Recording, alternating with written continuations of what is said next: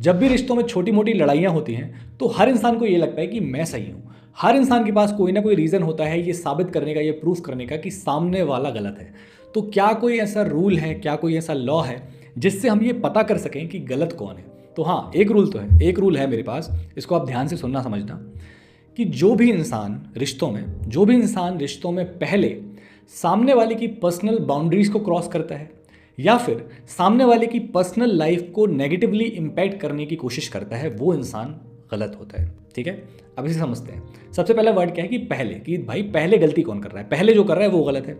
दूसरा क्या है, पर्सनल बाउंड्रीज को क्रॉस करना।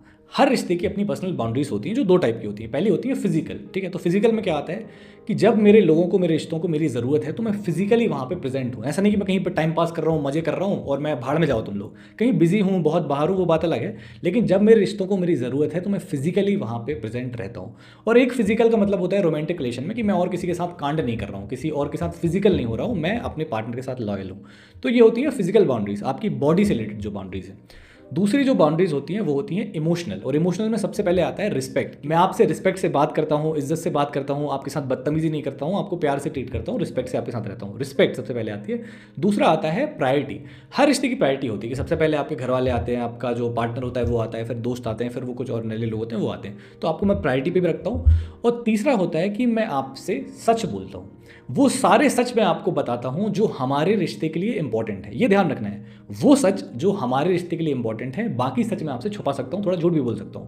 मैं अपनी मम्मी की सारी बातें आपको नहीं बताऊंगा, मैं अपनी दोस्तों की सारी बातें आपको नहीं बताऊंगा, और आपकी सारी बातें दोस्तों को नहीं बताऊंगा, क्योंकि हर रिश्ते में कुछ चीज़ें ऐसी रहती हैं जो उस रिश्ते के लिए इंपॉर्टेंट होते हैं। तो जो हमारे रिश्ते का जो सच है वो सारा मैं आपके साथ शेयर करता हूँ। ठीक है, तो अपने पास दो बाउंड्रीज हो गई, फिजिकल बाउंड्रीज कि मैं प्रेजेंट रहता हूँ, फिजिकली आपके साथ लॉयल हूँ, और इमोशनल बाउंड्रीज कि मैं आपकी रिस्पेक्ट करता हूँ, आपके साथ सारी चीज़ें सच बताता हूँ, इमोशनली आपके साथ लॉयल हूँ और आपको पैरिटी में रखता हूँ। ठीक है, ये मैं जिम्मेदारियाँ पूरी कर रहा हूँ। इसके बाद आती हैं पर्सनल बाउंड्रीज कि अगर मैं ये सारी रिस्पॉन्सिबिलिटीज़ पूरी कर रहा हूँ तो फिर मेरी पर्सनल लाइफ हो सकती है, मेरे अपने गोल्स हो सकते हैं, मेरा अपना करियर हो सकता है, मेरे अपने कुछ दोस्त हो सकते हैं, मेरी अपनी लाइफ के कुछ डिसीजंस हो सकते हैं जो हो सकता है आपको पसंद ना आए। तो अगर आप नेगेटिवली अपने स्वार्थ के लिए उन डिसीजंस को इम्पैक्ट करने की कोशिश कर रहे हो, मुझसे कह रहे हो कि तू इससे बात मत कर, ये काम मत कर, वो काम मत कर, क्योंकि वो आपको कंफर्टेबल कर रहा है, उसका कोई लॉजिक नहीं है, कोई सेंस नहीं है, क्योंकि मैं अपनी रिस्पॉन्सिबिलिटीज आपके साथ निभा रहा हूँ, आपके साथ लॉयल हूँ, आपके साथ सब कुछ सही कर रहा हूँ, तो फिर मेरी पर्सनल स्पेस, पर्सनल लाइफ हो सकती है। अगर आप उसको इम्पैक्ट करने की कोशिश कर रहे हो, उस पर चढ़ने की कोशिश कर रहे हो, तो आप वहाँ पर गलत हो। तो रूल ये है कि जो भी इंसान पहले किसी की पर्सनल बाउंड्रीज को क्रॉस करता है या पर्सनल लाइफ को इम्पैक्ट करता है, वो इंसान रिश्तों में गलत होता है। लेकिन इंपॉर्टेंट यहाँ पे एक पॉइंट और भी है कि हमें अपनी अपनी पर्सनल बाउंड्रीज और पर्सनल लाइफ को अपने पार्टनर के साथ या अपने रिश्तों के साथ शेयर करते रहना चाहिए, क्योंकि आप शेयर ही नहीं करोगे तो वो तो क्रॉस कर ही देगा, उसको पता ही